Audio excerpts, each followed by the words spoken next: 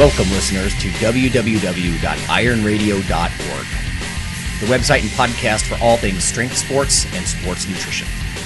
With your hosts, Lonnie Lowry. Remember, Phil is like a gnarled old oak tree held together with scar tissue and bone spurs. Rob Fortney.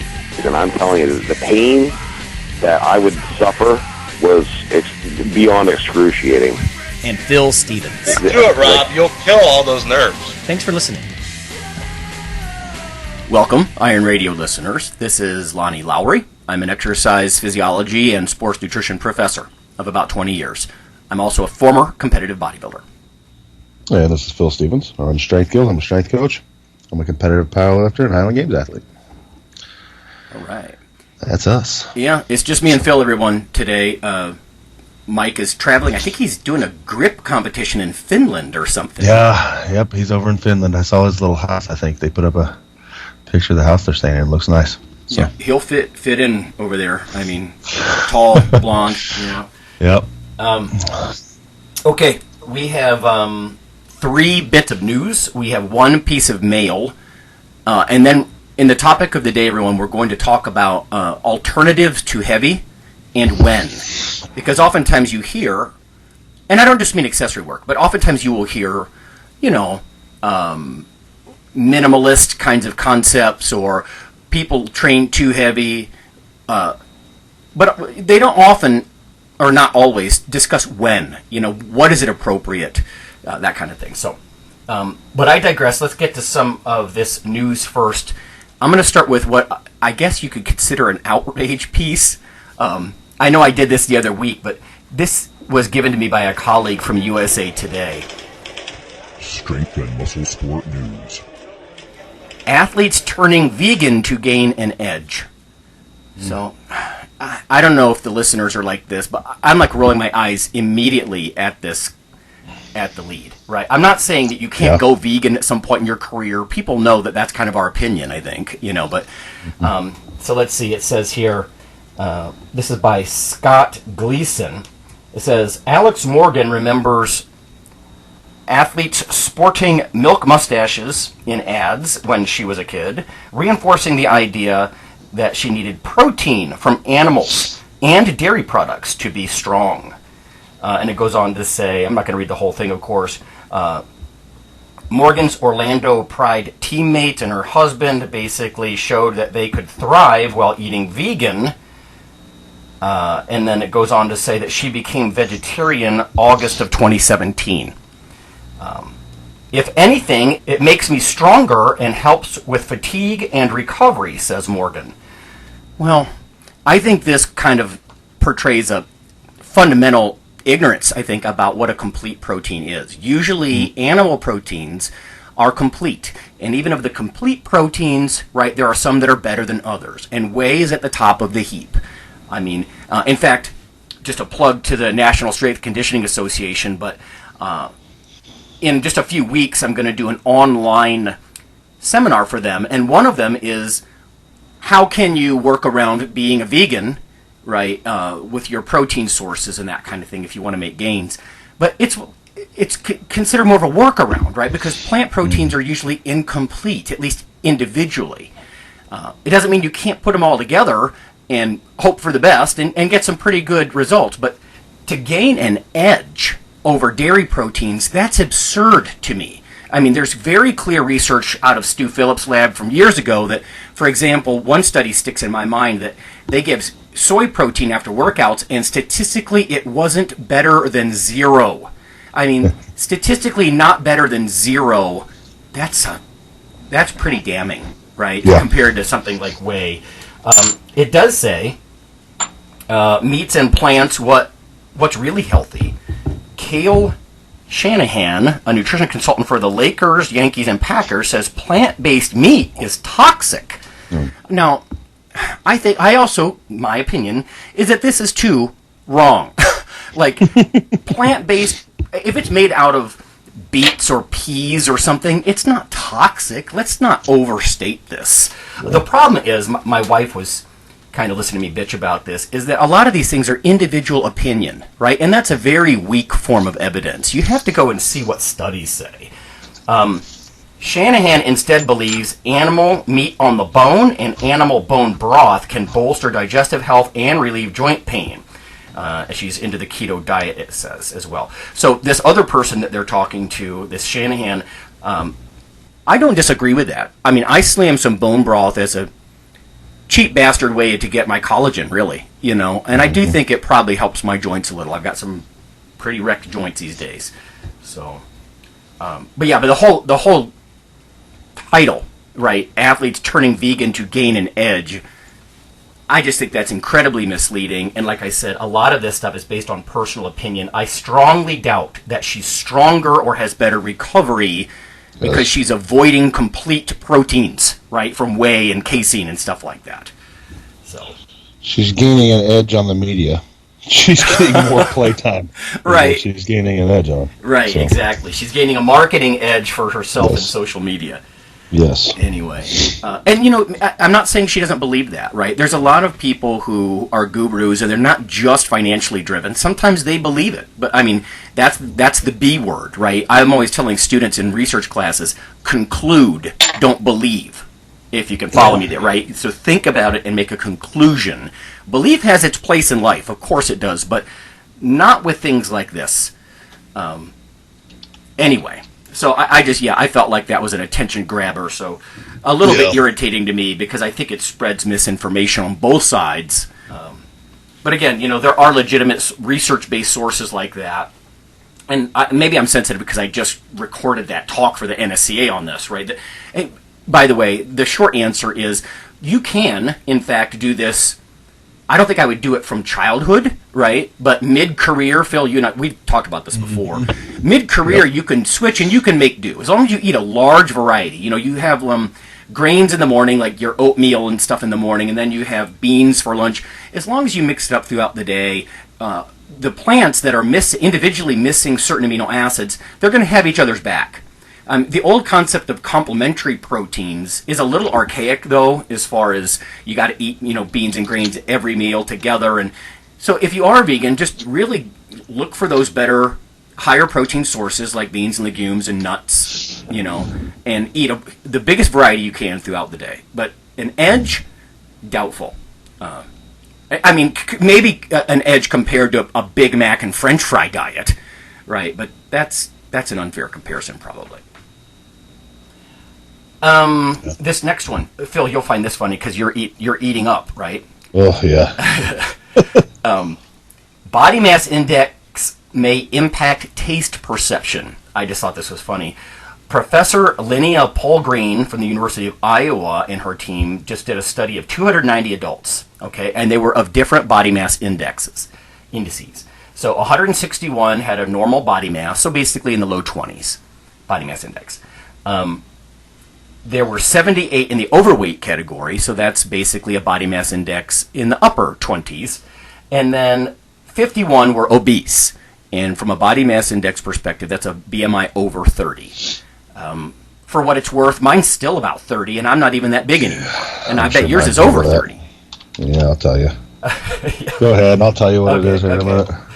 Participants were given samples of chocolate, one at a time, until they chose to stop eating. Okay, so they're comparing these three weight groups, and they're basically saying, here's pieces of chocolate, you keep eating until you're full. Then they gave them a questionnaire kind of as they did this. The average consumption was 12.1 pieces before people said, you know, I'm done. Like, no more, please. I'm chocolated out, right? And their taste perception decreased with each piece. You might have heard that before, like when you eat ice cream. I mean, by the time you're on your, fifth bite of ice cream, your taste perception is actually kind of blunted, right? And it's not just because it's cold on your tongue. Anyway, here's the thing. There weren't many differences with the simply overweight people, but the fully obese crowd, those 51 people that had a BMI over 30, obese participants had higher levels of initial taste perception. So according to the questionnaire, they were digging the chocolate more. They could actually taste more. It was more satisfying. It was better than the people that were simply overweight or normal weight. Also, obese participants reported taste perceptions that declined more gradually. So in other words, instead of saying, oh man, that's fantastic, it's a 10 out of 10 scale, and then by the 5th bite, they're like, oh, it's a 5. These guys might be saying, hey, it's still a 9. It's an 8. I'm still digging this. Don't take it away yet. So it says obese women needed to eat 12.5 pieces of chocolate to fall to the same taste perception levels as non-obese women who ate only 10. So, I don't know. It's interesting, right, that if your body mass index is really high, food is more enjoyable, basically, and the enjoyment lingers. I just think that's interesting. I'm on the opposite end of the spectrum right now. I'm hating food. Well, you're force feeding, right? Yeah, exactly. I'm beyond that. So, what is your body mass index? 37, and I'm looking to get up to 40.2.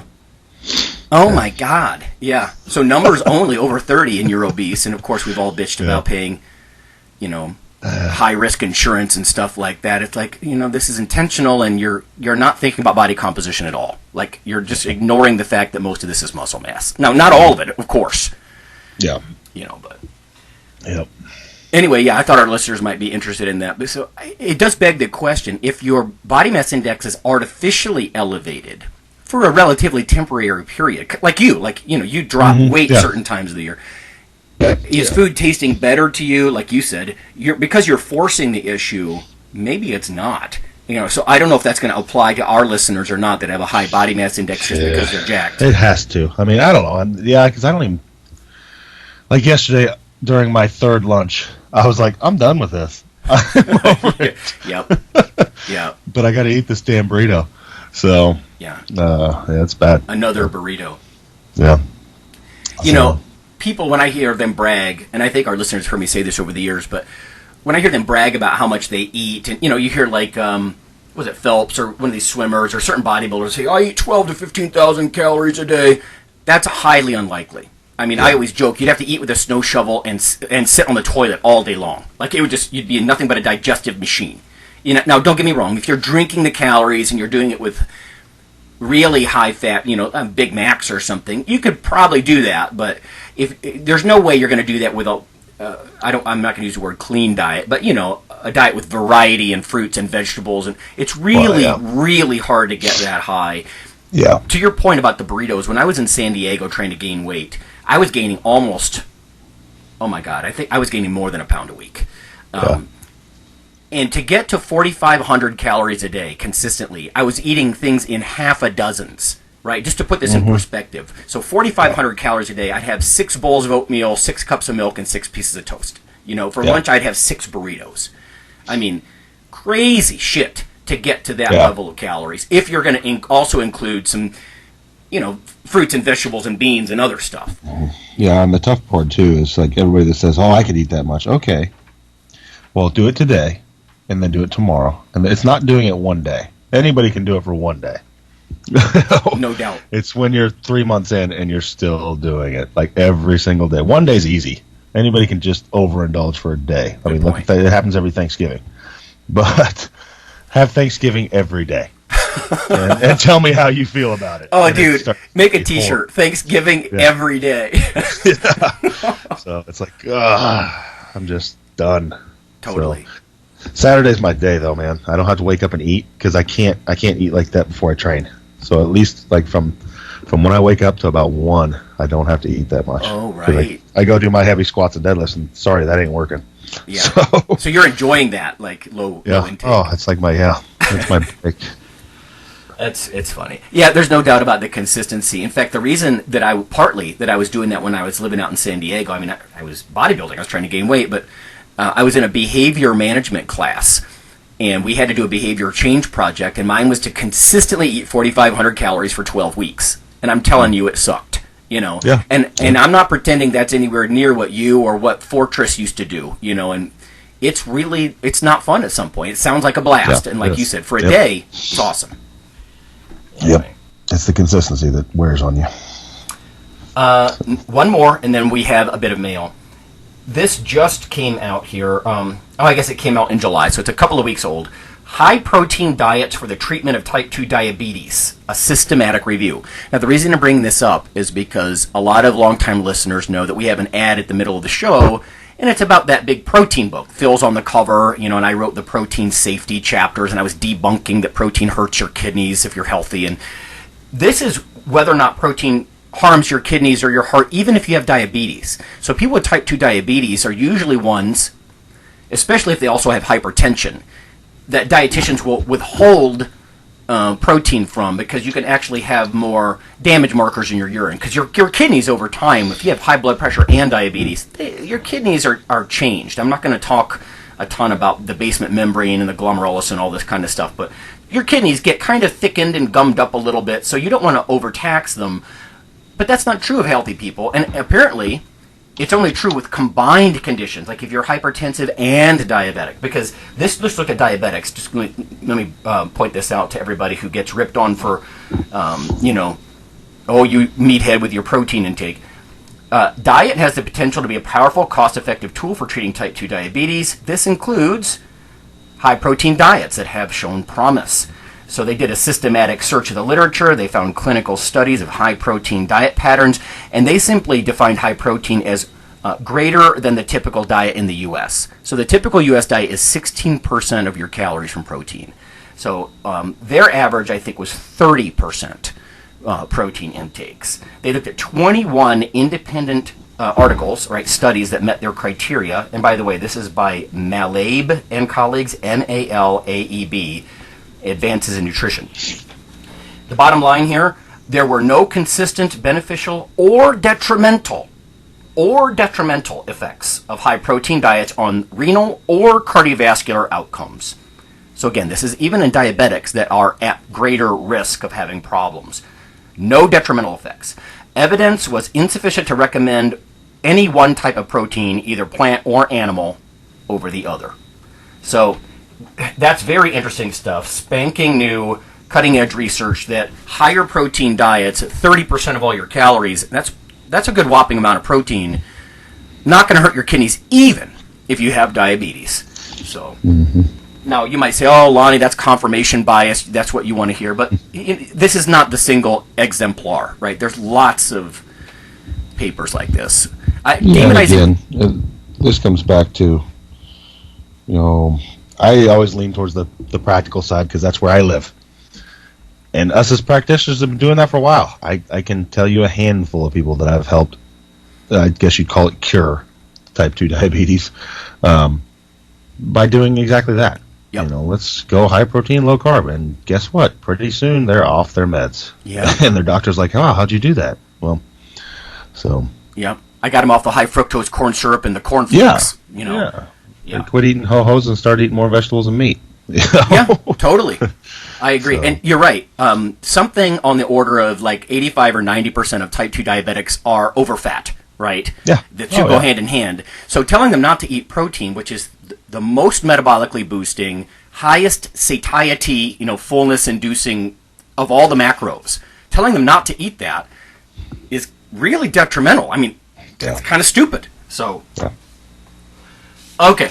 Here is one. I want your thoughts on this, Phil. I answered this young man already. This is a former student of mine, Mitch, a young bodybuilder, now a trainer.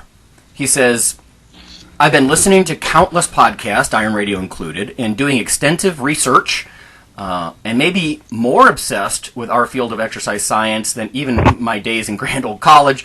I try to learn something new every day. Of course, come across several potentially controversial topics, and now I can't just storm into your office to ask, basically.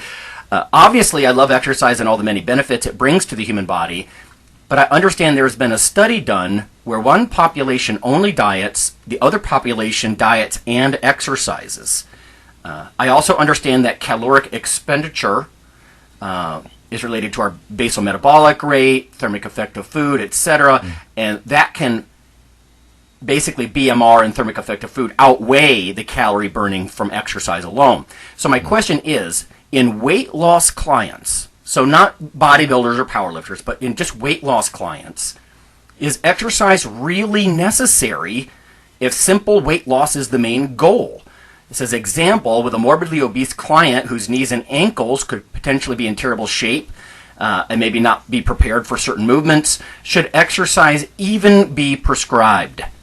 I've always loved and valued your guys' advice. Signed, Mitch. So,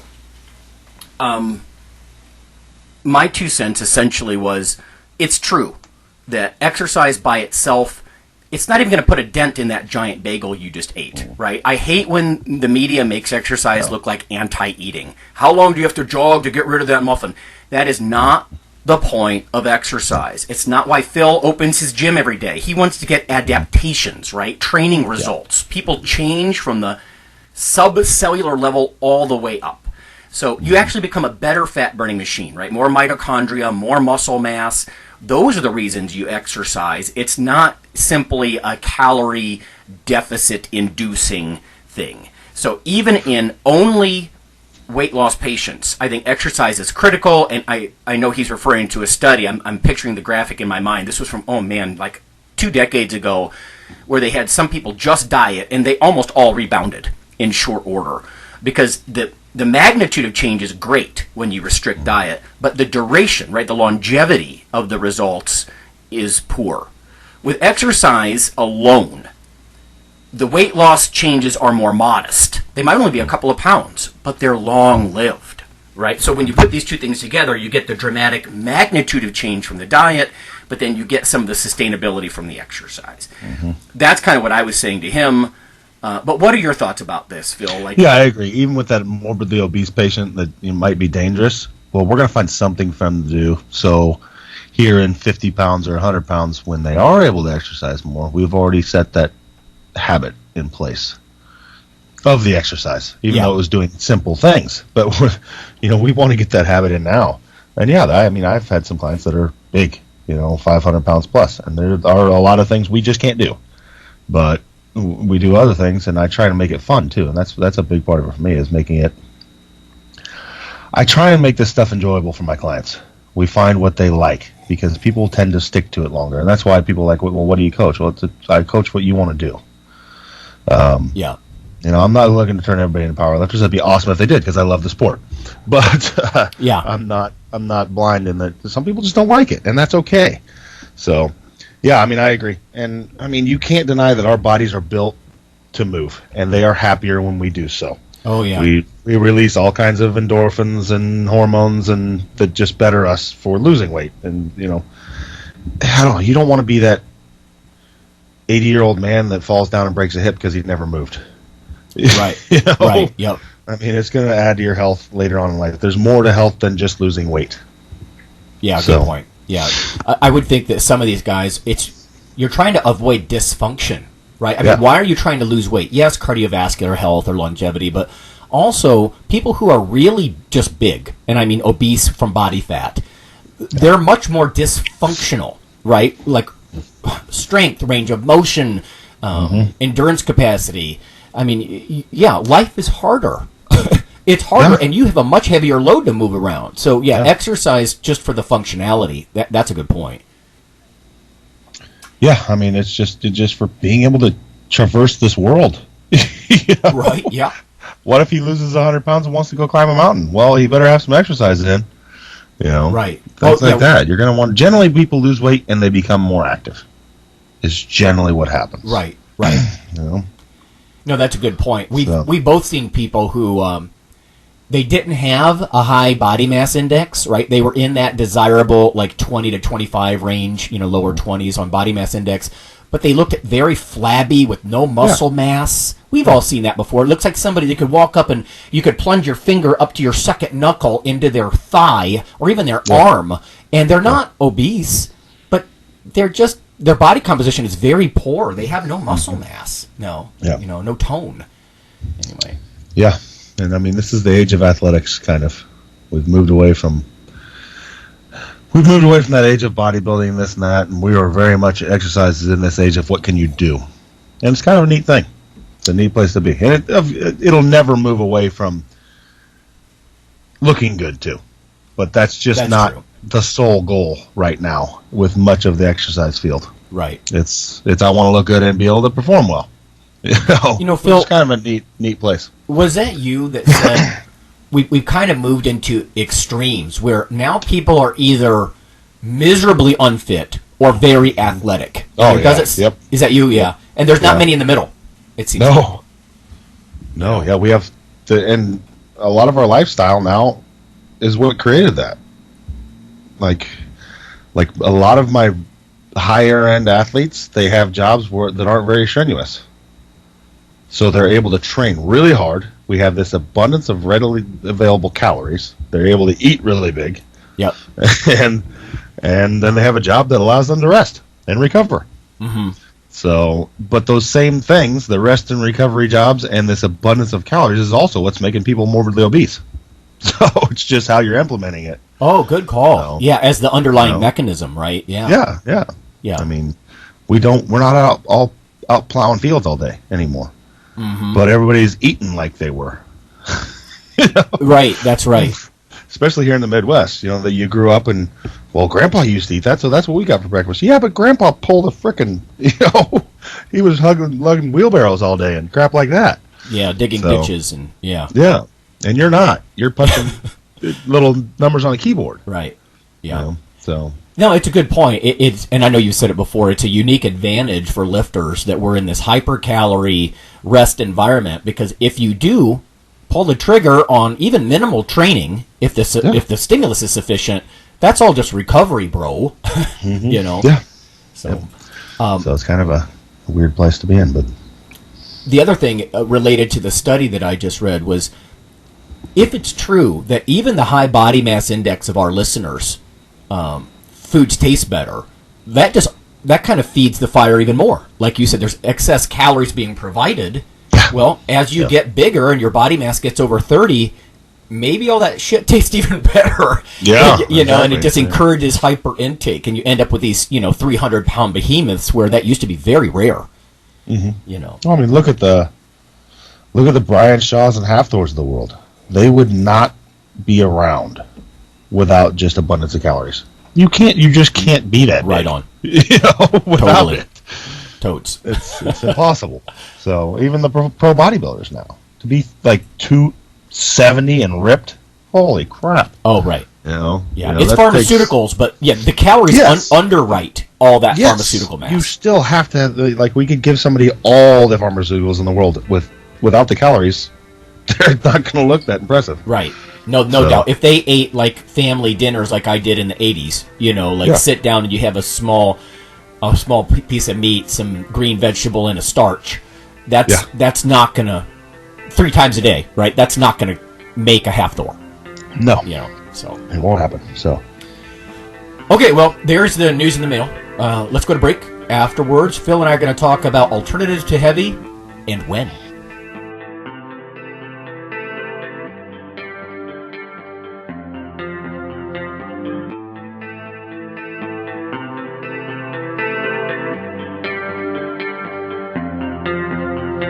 Hey listeners, this is Dr. Lonnie Lowry.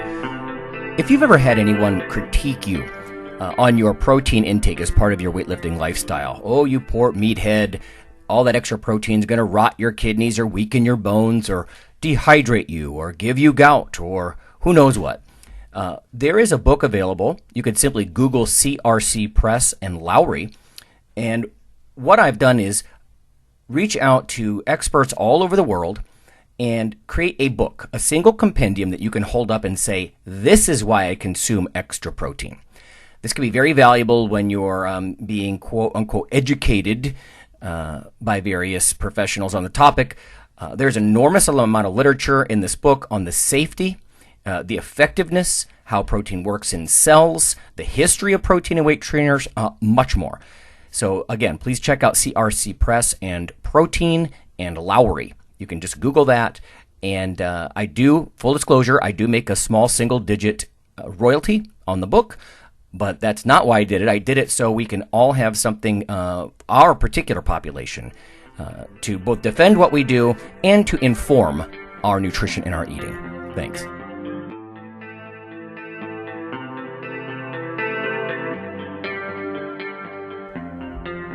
IronRadio is, of course, primarily a podcast. But over the years, there have been technical glitches calling for backup streaming, and listeners who wanted the convenience of other sources of audio content. Toward this end, Iron Radio is now simulcast and backed up on YouTube. If needed, please search Lawnman07 or Iron Radio from within YouTube. There's not much video, but if you like to listen through YouTube on a Roku or other living room device, there you go.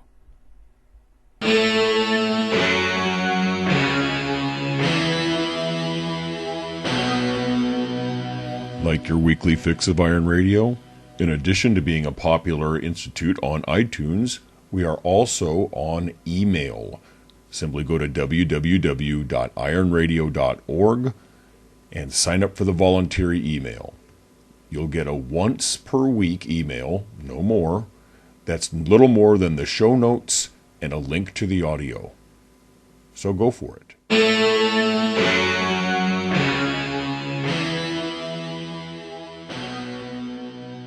All right, everyone, we're back. It's Phil and Lonnie, and we're going to talk about alternatives to heavy and when. As I pointed out earlier in the show, you often hear about minimalist training or accessory work, and I don't want that to be the focus. I mean, after our 535 episodes, including today, we've covered accessory work and all that other stuff, but what brought this to mind is that last week, I just did 5 sets of like 8 reps, I think, with 185 and 2 1/4. Now that's not heavy even for me these days, right? I mean, I don't really go heavy. Often my joints won't have it, but I got so wrecked I could barely sit down, right? My adductors and my butt were so sore I could barely sit down. I'm like, this maximal dynamic effort, right? Not maximal intensity like percentage of max, but just max dynamic speed work, what I would just call old school speed work, was very effective. Instead of putting what I used to do on the bar, right, which was heavy for me, like work up to a set of 405 for a handful of reps, I just did explosive light stuff and was ruined. But then I started thinking, well, what about like Strength Guild? What about Phil? Those guys can't only do this. And then what are the other alternatives?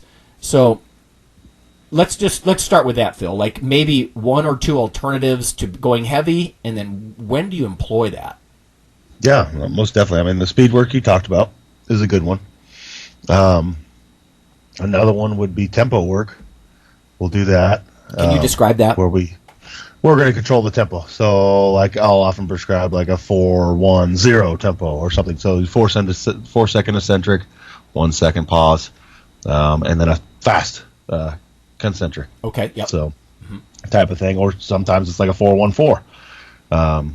Things like that, where we're just slowly moving through the whole range of motion plus a pause on the bottom. And then our other thing would be more of a strength endurance type work.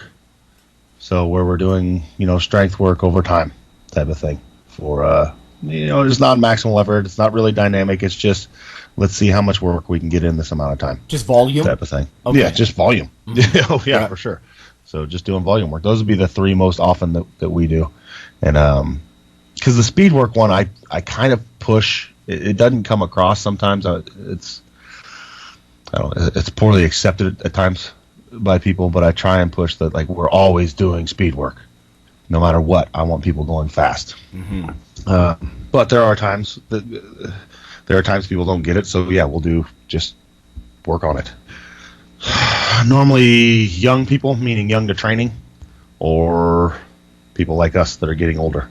The one thing we lose in time is our ability to go quickly. So, right. And a lot of that has to do with just aches and pains.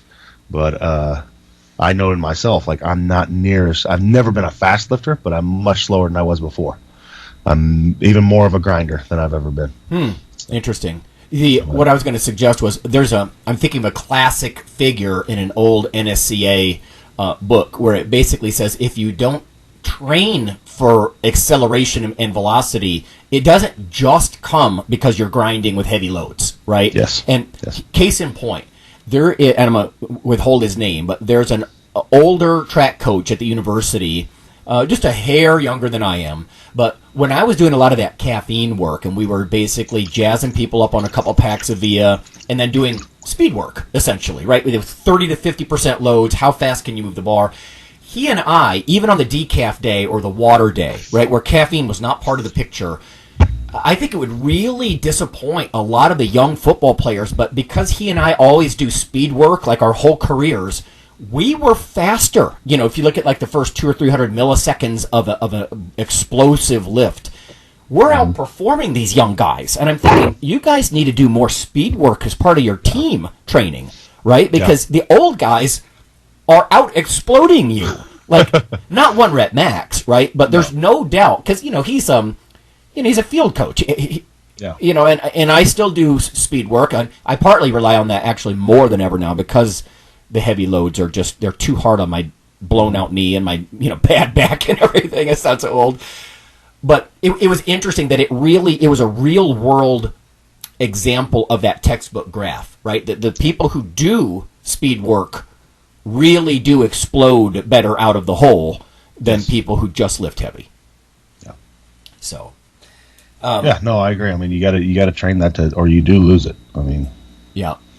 Now, the advantage, I would think of that, and I don't want this to show on speed work, but I think the advantage is the more explosive you are, and it depends on where your strengths lie in the power curve, I imagine. But like in the bench press, if you're really, really good with the lats and the pecs and the delts and the kind of course, and you explode really hard, and you have weak triceps, arguably you could ride out that explosion for the last quarter of the lift, right? So stuff like that I got to think is an advantage. And I like what you said about volume, too, because that's one of the things that I lack these days. I'm only in the gym probably 2 or 3 times a week. I know you only go like once. But so that's why I was thinking I've got to do a minimum of like 25 to 40 reps for a body part. I don't train by movement. I still train like a bodybuilder, I guess. But so if it's back work, I've got to do at least 25 to 40, at least, meaningful reps as far as volume. Otherwise, you don't just lose the speed, you lose your capacity for volume. Yes, you do. And that's one weird thing I have to face. Like with my hip, the thing I've realized it's been, 4 years and 3 months since my hip replacement. It was, even today, I have so much volume each day that I can do. And it's not load dependent. It could be with 225 or 600. And it's just at a certain rep count, things just start hurting. So, and that's where I'm a little bit different with my training. Due to that, I have to keep the intensity fairly high because I'm limited in the amount of volume I can do. So there's only one way to attack that. I need to be either intense or very powerful. So interesting. It's either I'm either always moving really fast, trying to get the most bang for the buck as I can, or moving fairly heavy. So, but that's, like I said, I'm an odd case. I'm not your average person. So, but yeah, my other people, I mean, it just depends on what they got. And, times to move away from it, of course, injury. When we're working with an injury or a movement pattern issue, we slow things down. Movement pattern. So, so we'll start doing tempo work or things like that. When we're dealing with an injured person, just teaching them how to move, right? I go back to like when I first got my hip replacement. What did they do? They gave me a walker, even though I could walk without it. But they gave me that crutch it's time to learn to walk right again. Because I had done 8 years of walking wrongly on a jacked up hip that hurt. So I adjusted my walking pattern. So right. I stuck with a walker for 2 months, even though I didn't need it, to learn how to walk again. So we do the same thing with people that have a movement pattern issue. We got to slow them down, because if we're moving them fast, they're just going to revert to that wrong movement pattern. So we try and slow things down and move correctly and feel kind of mind on the muscle type of thing. That's good that you do that, like as a coach, because I think individuals they don't want to do that. Like a guy came up to me in the gym the other day. He actually asked me to take my headphones off because, I try to hide. And he was really insistent. And he said, I just wanted to say, that's a squat. What you're doing is really, I think he's new. And I'm like, well, thanks. But he's like, because I had worked up to 2.25 or 275 or whatever he said, but my heels were coming up, and my buddy made me drop the weight way down, keep my heels down, a little bit lower bar on the back, and and squat deep and properly with my heels down. And he said, but now it's actually starting to feel better. And I think this is exactly what you're saying, right? His motor pattern, he was miseducating himself that if he thinks he could squat that 275 for reps when if your heels are coming up, Jesus, man, no, that's not okay. Yeah, yeah, just stop that. It's okay to take a step back, slow things down, and we'll use the off season. Even my athletes, it's that time that we're using to attack things that are wrong, and that might be a form issue. That might be a muscular weakness issue, whatever it is. But generally, we slow things down to figure that out. And let's say we're working on a 12-week cycle. Those first 6 weeks, we might be really thinking about what we're doing. Be it slowing them down or, getting tight in certain areas, exploding in certain areas, whatever. And then those last 6 weeks is when we have to start. Now we need to quit thinking and just do what we learned. And by that 12th week, I can't have them thinking. So, because the lift really heavy, you just got to do it. Right. Yep. So, but I mean, to learn a move, you can't be doing it at maximal speed because you don't know what you're doing. Or weight. Yeah. It's going to be a really fast, ugly thing. So, and then it's also just a good way. It's good on your come after a meet, so injury or like right after a meet. Like generally, we're not muscularly beat up after a meet. Your joints and tendons, just everything hurts, and it's from being intense all the time. Those last 3 weeks, generally we're just hitting openers and stuff. So we're working at 90% intensity all the time. And you're not going to get muscularly sore from that. You're going to get your joints and connective tissue is what's going to start beating you up. So it's a nice break. And also, moving from heavy singles and doubles to 5s and 10s, it's just like we've talked about before. It's the change that you need to make progress again. Time to build the engine. Yeah, it could be the same move, but it's just that novel stimulus of 10s. Wow, that's hard.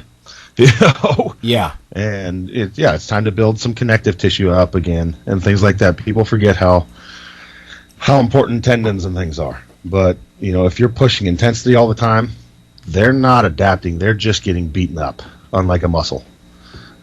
So we got to give those tendons and things a break and let them catch up to the rest of you. Hey, Phil, is it hard for your people to do that? I mean, you're asking a group of dragsters to run like NASCARs now, right? It usually is until they get sore. They're like, wow, I'm so sore from that. The hardest thing is like me right now, I've got an athlete that's fairly new with me. We're in like 2.5 months in, and we are like almost spot on strength level. So it's great. I got somebody I can train with, and like we're within 20 pounds of each other on stuff. But what you can tell the difference is that I'll do a set of 5. I'm not winded. Even if it's a hard set of 5, I'm like, whoo, and he's, so it's just getting that conditioning up to the point. And that's what people don't understand with powerlifting stuff is there is a demand. You got to be able to finish the training session. Background capacity, aerobic capacity, or there's a certain amount of aerobic capacity needed. Yeah, we're doing 15 sets of heavy squats today. And if you're wiped by set 6, you're in trouble. You're not going to get your whole workout in. We're not even up to our intensity yet, but you're already just tapped. Right. Because your work capacity is so low. So it's keeping our work capacity up and stuff like that in the off season, and things like that. And like I said, the biggest thing I'm worried about is connective tissues and things like that. I don't want injuries. So what we found is to move away from injuries, we need times where we back off, slow things down. And generally, my athletes, like I said, they're not okay with the huffing and puffing of it right when we move back to that, but they're usually pretty okay with the, wow, I'm wrecked in soreness. That feels good. Because for a while there, the only thing that hurt on me was my knees and elbows and things like that. So it's a different kind of muscular soreness feels good. Joint soreness doesn't. Right. It doesn't feel like injury, It doesn't feel dangerous. Yeah. Dangerous, right. I mean, it's micro trauma, sure, under a microscope. I mean, muscle cells are really trashed. But that's where I think bodybuilders and powerlifters are very different from the average person. You hear, like, I'll see a commercial. Oh, take ibuprofen. They show this guy, like, his delt is a little sore from screwing in a light bulb or something, and I'm like, Jesus. But not only the poor capacity, but like it was so negative. Take an ibuprofen to get rid of that. It's like, no, I take ibuprofen because my joints hurt. Yes, I don't, exactly. If I have delayed onset muscle soreness, I'm actually, it sounds masochistic, I'm digging that. Yes, exactly. It means growth. Yeah. So. And yeah, that's when we'll use the stuff. I mean, I'll use speed work mainly to, like I said, for older people or people that are very young to training, because they just don't know how to move quickly under load.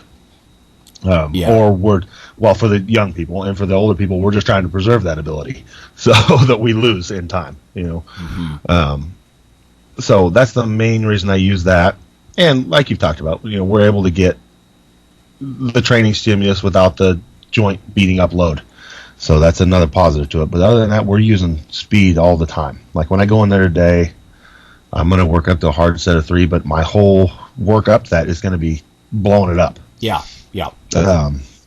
And that's why I had people come in. I had a couple visitors from Oklahoma come last week, and they saw me do like a set of 405 as a warm-up, and my feet were coming off the ground. They're like, oh, so that's what you mean by fast. Like, right. Yeah, you're trying to move very quickly. Yes. So when I get to that 600 or whatever, my feet ain't going to come off the ground because it's freaking heavy. Right. But I'm trying to move it fast. So no, I get it. When I was doing the 185 and 2 1/4, my goal was to get the bar to leave my traps at the top of the movement. Yes. Right, like yes. that explosive. Mm-hmm. Now yes. I know you're not doing that anymore with 405, but yeah, I get the idea. Yeah, for sure. And then the tempo work and things like that. Like I said, injuries. Sometimes we'll use that. Like, okay, we're going to move slow. If it hurts, you stop. We're going to start stopping where it starts to hurt. And we're going to try and make that area become larger. Let's say right now you squat down and we're able to make it 3/4 of the way down. Oh, pain starts. Okay, come back up. Now ease back into another one. We're going to grow that pain-free area over time, and we're going to have the benefit of we're getting a lot of time under tension. Or if it's a movement pattern, okay, you're squatting down. Okay, feel your knees caving in. Stop that. Push them back out. Right. And really feeling where you're moving. We need to take time. We need to slow things down so you can feel it. If you're moving quickly, we can't. So we're moving through that. Okay, and we're cognitively learning this movement pattern. So then when we go back to moving it fast, it's just instinct. Because we did a bunch of reps where you're just forcing that. Now you can just do it. Over time, that's all you know. Just a circuit, like an embedded circuit. Right. Yeah. Now you just know how to move that way because we slowed things down for you and simplified it, and got your brain working to the point where now you don't need to think about it. Yeah. So, but I mean, as far as muscle growth goes, I really love tempo work. I mean, it's one thing to squat 405. It's another thing to squat 405 and do it slow. Oh, brutal. Brutal. You'll just be wrecked. Yeah. Yeah. So it's a good point, too, because if we're talking about alternatives to heavy, one of the things that's tempting to do with eccentric stuff, like you're talking about like a 4 count down with the tempo and all that, it's tempting to put over your 1 rep max on the bar because you can lower more weight than you can drive up, of course. Yeah. But, there's really something to be said for combining eccentric contractions with just volume. Like, you can't do a ton of volume. And, like, that's why I mentioned the 25 to 40 reps or so. To me, that's that sweet spot where even if you're just using a moderate weight with a lot of that 4 count, eccentric, that causes a lot of, micro trauma and satellite cell activation and hypertrophy. Yeah. Yeah, totally. And then the other one I do, like I said, it's just volume. So, and most of the time we do that on assistance work. But, I mean, I'll do that on main moves, too. But it's just, okay, we just need to get this in. We just have a certain amount of work we need to do. And we need to grow that amount of work over time. So, and there's that, you can't just grow that infinitely, of course. And that's where it's a neat thing. We add another 2.5 pound plate to the bar. But, right, yeah, progressive resistance. We can progressively add something because it's not going to help me at a certain point. Okay, bro, you did 500 reps. That's awesome. That doesn't help us.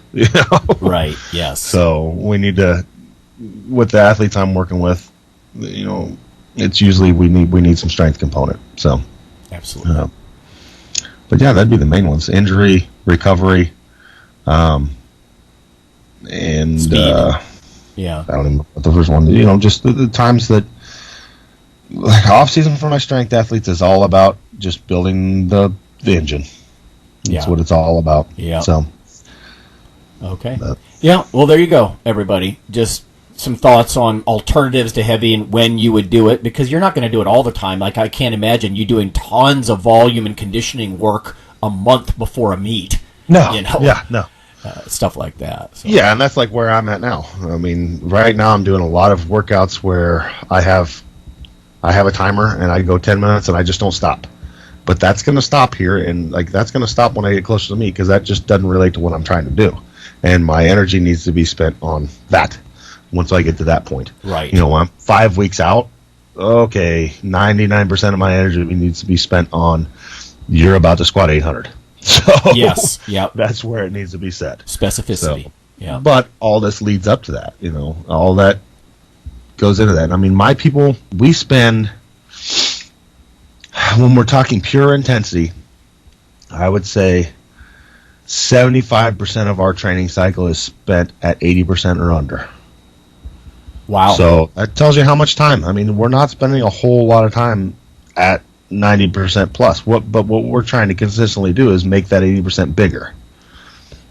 Okay, so right, yes. That's really what we're trying to do. If I raise your 80%, I know the 100% is going with it. We don't need to test that. And it just does too much. It beats you up too much. So I think there's actually a lot greater amount of time under where you should be doing what we're talking about.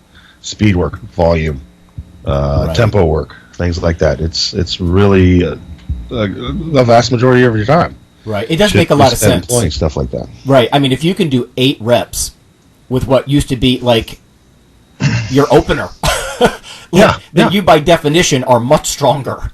Or if you can come in and crush and move 80% really fast. Okay. Whereas before it moved kind of slow. Well, I know you're making progress. If you can move that correctly and quickly and explosively, dynamically, however you want to say it, we know we made progress. Because before that used to be kind of a grinder. You know? Right, yeah. Right. So, but. All right. Well, all right, everybody. Next week, we've got a guest coming on, Nick Clayton from the NSCA. He's going to talk about some of the value of online versus in-person seminars and whatnot, and probably touch on I put a post on our Facebook listeners page that Dr. Nelson and I are actually giving some talks in the NSCA is having a virtual trainers conference coming up here in just a couple of weeks. You might want to keep your eyes out for that or do a Google search or something, but in any case, so we've got some guests lining up, but it was nice just to have a conversation with the founding co-host here and just shoot the shit a little. Yep. And then who else we got? We got Jim McDonald coming up the week after that. And yeah. So I'm going to try and line up a few more athletes. So. Good stuff. Okay. Well, we'll see everybody next time. Thanks a lot.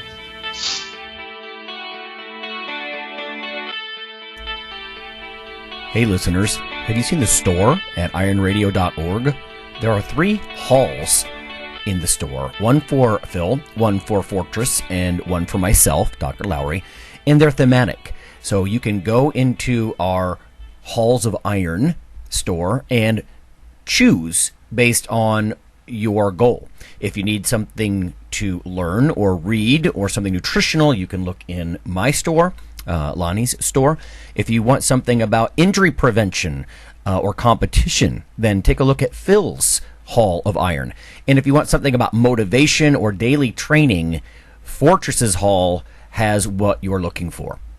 There are some fun, heroic descriptors as you browse through the stores. We try to make it a little more fun than the average boring online store. And whether you're a novice lifter or someone more experienced, you can take heart that you're not wasting your time.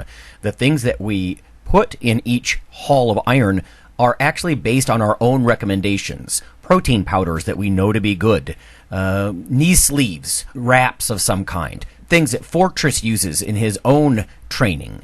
The stuff you see, you know is good.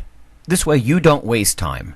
So check out the Iron Radio store at ironradio.org and let us know what you think on the forums, and certainly you can request products and we will screen them before they go in. So thanks for listening.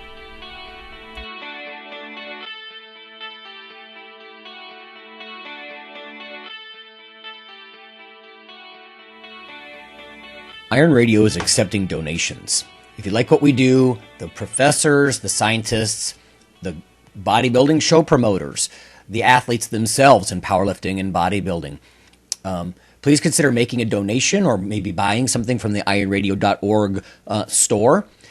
We also are accepting supporting members. So for $4 a month, which is frankly less than the bank sneaks out of your account in fees, you can step up and support a form of sort of public radio for the bodybuilding and powerlifting and strength community.